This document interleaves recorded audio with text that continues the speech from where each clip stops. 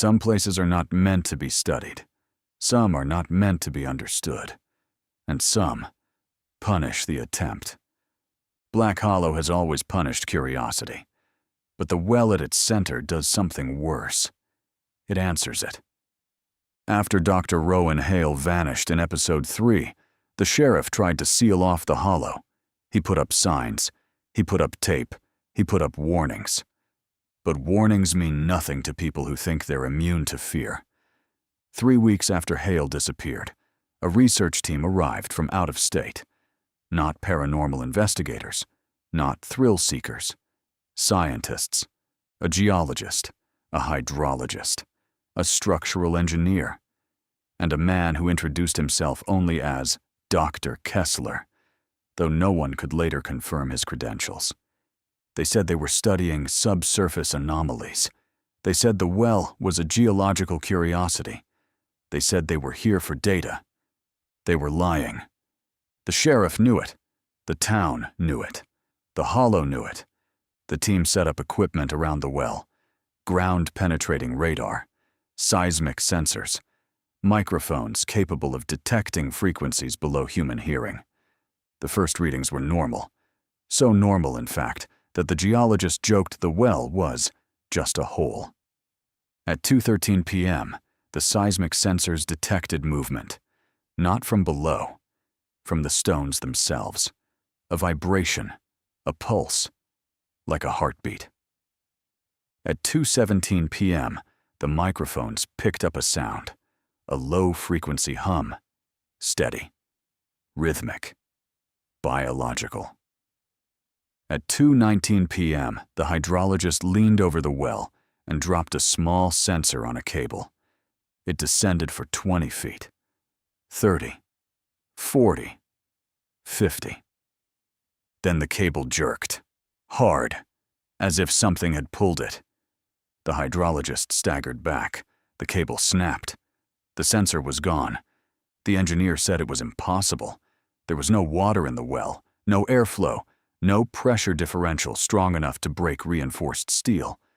But the well had taken the sensor. The well had chosen. At 2:23 p.m., the microphones picked up a new sound. A whisper. Faint. Layered. Like multiple voices speaking at once. The recording captured one word. Below. The team froze. The sheriff, who had been watching from a distance, felt his stomach drop, because he had heard that word before. From Caleb, the boy at the school, from the college students, from the hollow itself. The well was speaking. Dr. Kessler stepped forward. He didn't look afraid. He looked fascinated. He said the well was not a natural formation. He said the stones were arranged with intention. He said the structure behaved like a resonant chamber, a place designed to amplify sound or contain it. He said the well was not a well.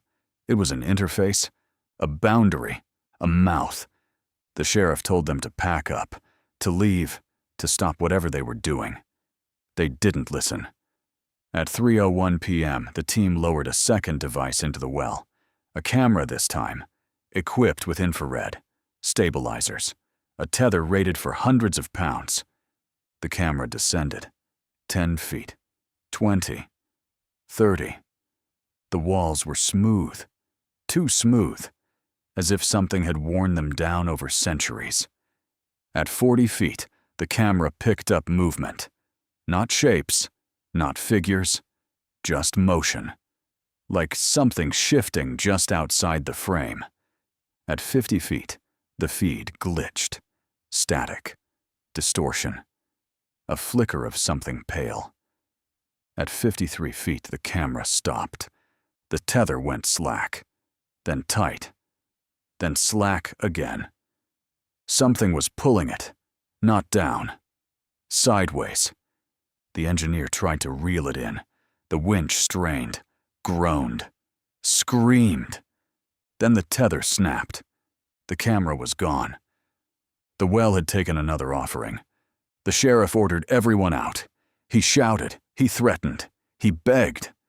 But Dr. Kessler didn't move. He was staring into the well, his expression blank, his breathing slow. He whispered something. The sheriff didn't hear it. The others didn't hear it. But the microphones did. Kessler said, "She's calling." The sheriff grabbed him, pulled him back, shook him. Kessler blinked, looked confused, looked terrified. He said he heard a woman's voice, soft, familiar, close. He said she was asking for help. He said she was saying his name. But no one knew Kessler's first name. He had never given it.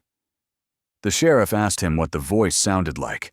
Kessler said, "Like someone who remembers me." The team left the forest. They left their equipment. They left their data. They left the well. But the well didn't leave them. That night, the geologist woke to the sound of dripping. Water. Steady. Cold. He followed it to his bathroom. The faucet was off. The sink was dry. But the mirror was wet. A single word was written in the condensation. Below. The hydrologist experienced something worse. He woke to the sensation of being watched. He turned on the light.